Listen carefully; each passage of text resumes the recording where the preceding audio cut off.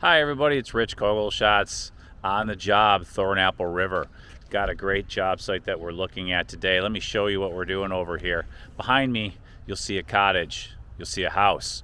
What we're gonna do is we're gonna take that existing property and we're gonna deconstruct that and we're gonna put a new house on top of it. But let's talk about what the process is of actually tearing down an existing structure and putting a new structure in place, all right?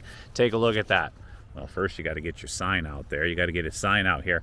First thing that we did on this job site is you'll see over there your property corner. We came out here and we staked the site. We had a survey company come out here and stake the site to make sure that we knew where we were at and where our property lines were at.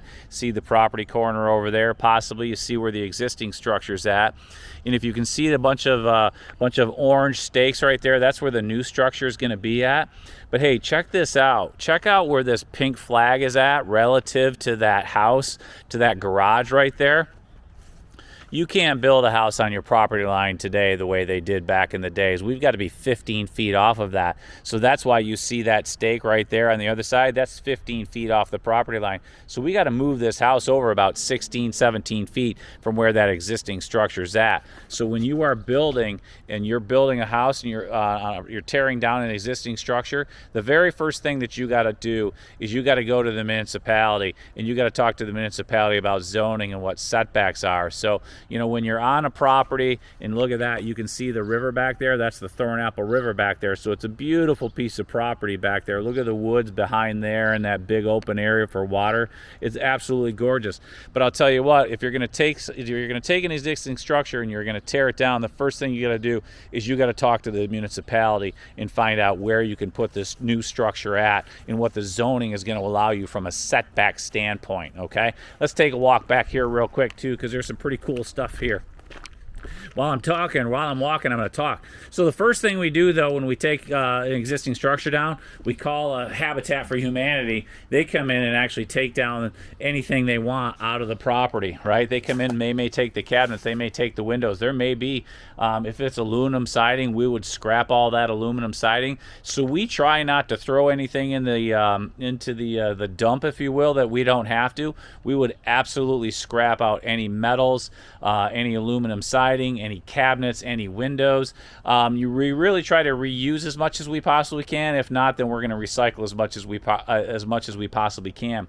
But check this out too. I've got this piece of paper that I'm holding up here. The first thing you do, I've already talked about, you call the municipality and find out what your setback requirements are. The second thing you do is if you got an existing septic system, you got to call the health department and you got to get the health department involved, because you got to find out where the existing tanks are at and where the drain field is at.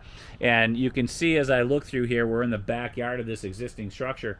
Those tanks are right down here in this area that I'm pointing to. So we want to save those tanks, and that drain field is back in that grassy area right there. We're going to be able to reuse the tanks. We're going to be able to reuse the drain field, we hope. And so we're going to put this house in between the road and where those tanks are at, all relative to our setback requirements. So again, when you're working on an existing structure and you're going to tear that down, you got to get the land, the municipality involved. You got to get the health department involved as well. The next thing you got to do, let's go back out here and talk a little bit more about this existing structure. You can see a new house got built just over there. That's a pretty nice looking place, eh? That ain't no shack. Right there you see the power company, you see the utility companies all coming into the side of this house. The next thing you do, right, first thing is setback requirements, second thing is the health department, third thing you got to get the utility companies involved. So we've got the gas meter. You can't see it very well, but the bushes are covering it, but the gas meter is right back there, and you got the power line. So we got to get the utility companies involved to make sure we know what we can do from a utility company standpoint and all of that. And then you can see that handy dandy little tripod thing.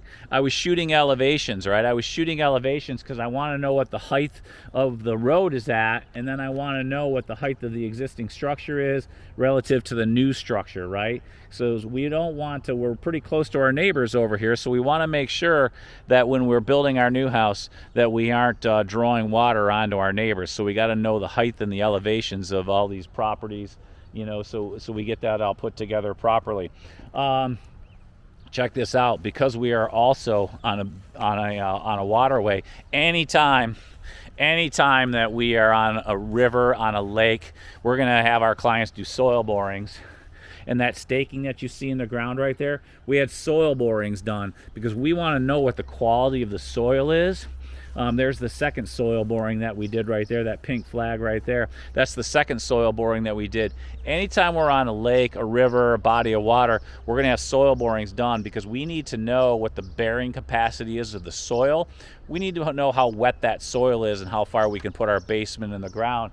Well, this one, we can't have a basement here, so we're going to have a crawl space. We're only going to be able to go down 4 feet because we hit water table at that point. But then we also actually have to, on this site, we have to actually dig down 8 feet. We're going to dig down 8 feet and then bring in sand and bring in clean sand, right? Dig out the bad stuff, bring in good stuff, compact that, have an engineer do compaction testing on all that.